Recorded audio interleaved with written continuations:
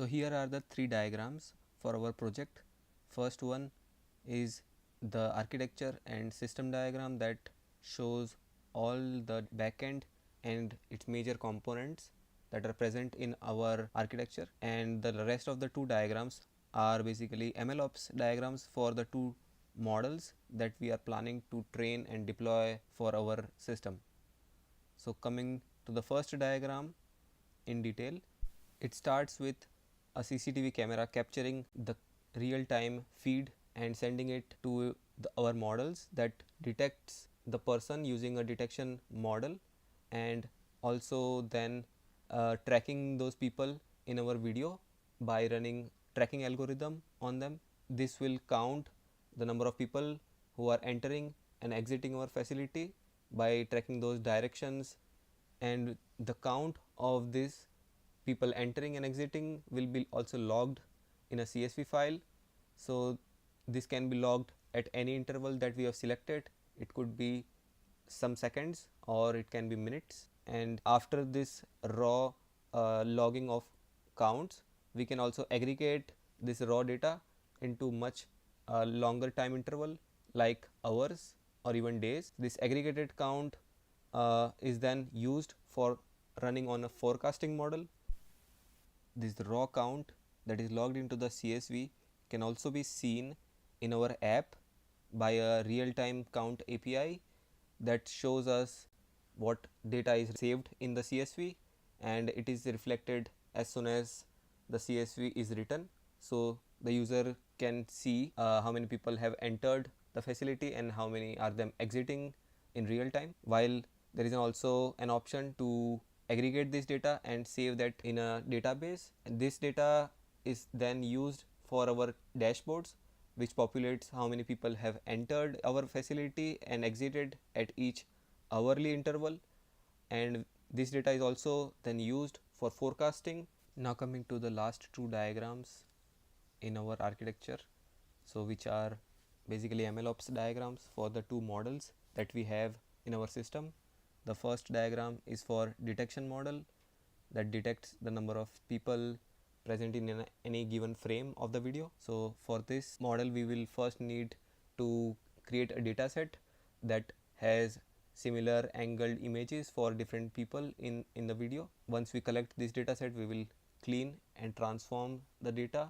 This transformation step will include filtering the videos and their video frames to only include the data where the people are present in the video frames. These images will be then annotated by drawing a bounding box around the people present in the video frames, and these images will be then transformed by different methods to create different variations from the existing images, so we can have more robust data set and our model can learn different variations that how people can be detected. Once we have this fully augmented data set, we can start by experimenting on different detection models and their parameters to identify the people present in the CCTV videos. Once we have identified best suitable model for our use case, which is accurate enough and really fast, we can then export this model in a suitable format for edge devices like TF Lite. This exported model will be then deployed to all the edge devices that we have, and then we will continuously keep on monitoring this inference to identify where the model is lacking, and we will keep on iterating this entire process to collect more data where the model should be improved and continuously training the model to make it better after each iteration. Now coming to the last and final diagram, which is also an MLOps diagram for the forecasting model. So similar to the previous detection model, we will collect a data set of training data that will be based on the count of people that we have collected for several days, maybe month, and once we have this data, we will then clean and transform it to make it suitable for training. We will add more columns for feature engineering like time based derived columns if it is day of weekend or weekdays, or what time of day it is and what date of month it is, or is it a holiday or something else. Similarly, we will derive multiple columns and then split the data into several windows of look back window and prediction window.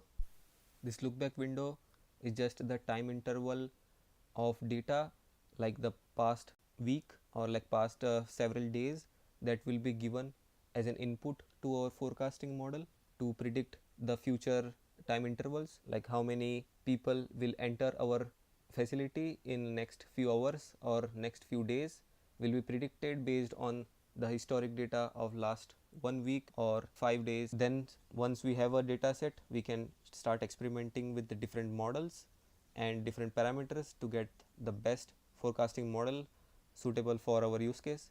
Once we have that, we can also deploy this model by exporting it and then running it for inference.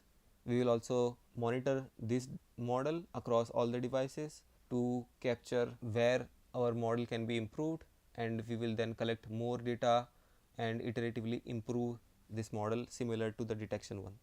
So to run this entire application on your local system, you can download or clone the GitHub repository called AI footfall counter.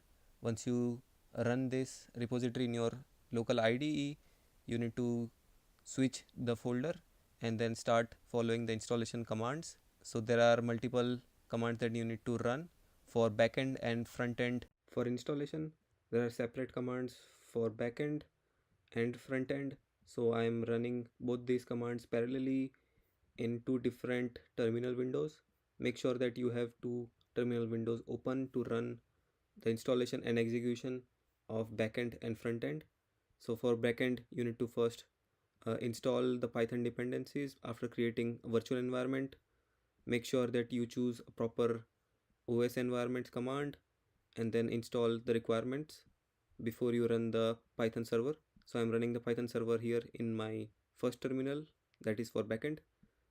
And for front end, you also need to install the dependencies for running the front end, and then you can start running the front end code. After you are running npm run dev, you will get a front end link that is localhost 3000. Once they are running, you can copy the localhost 3000 URL that you have received after running the front end code. You need to copy it and paste it in your local web browser.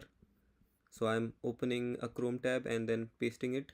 This will show me the entire user interface that I can interact for executing counting logic on a sample video. In this form, the first option is to upload the video file. I will click on here and it will open a pop-up box where you can select a video file. You can choose any of the short video or long video that we have already given in the GitHub repository in the input folder.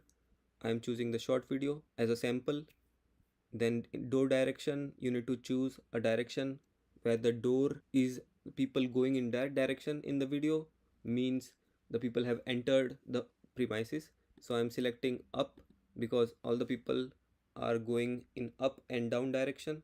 And you can use the default confidence threshold of 0.1 for our detection for detecting the person in the video frames. For skip frames, you can also use the 0. 0 means none of the frames are skipped while processing. You can choose the value 1. This will skip alternate frames while processing the video. This will improve the speed of processing, but at the cost of little bit reduced accuracy. The logging interval is set to 1 second by default, which means the CSV data will be stored at interval of every second. If you change this to 30 seconds, then the CSV data will also have the rows at the interval of 30 seconds. Now the next option is center crop.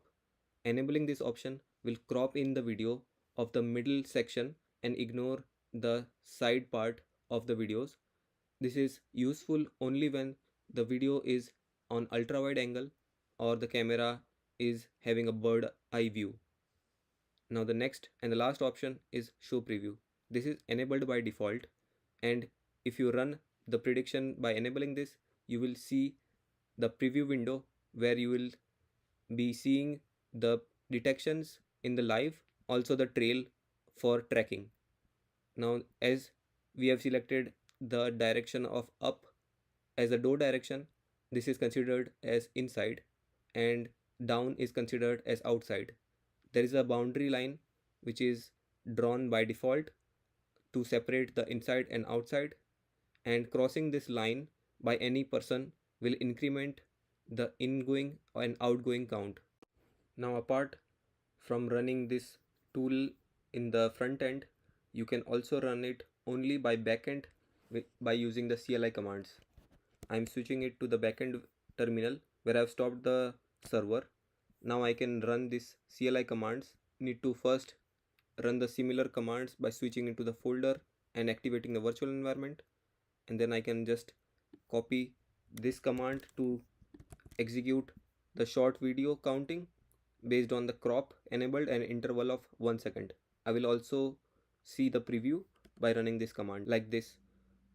The CLI parameters for the counting CLI is similar to the options that you saw in the front end. You can adjust the parameters as per the instructions given here, and after running the CLI for counting, you also have the CLI options for forecasting. You need to just copy this command and give a historic data CSV file, which is also present as a sample in the input folder of this repository. We have already aggregated the CSV file so that you can run the forecasting without any pre-processing. You can just run this command by running this in the same backend directory after activating the virtual environment. You also have these options of selecting the CSV input file and the output directory where the file will be saved. Once you run this prediction or forecasting of last 2 weeks that we have already provided, you will be seeing a diagram that is plot of all the predicted data for incoming and outgoing count.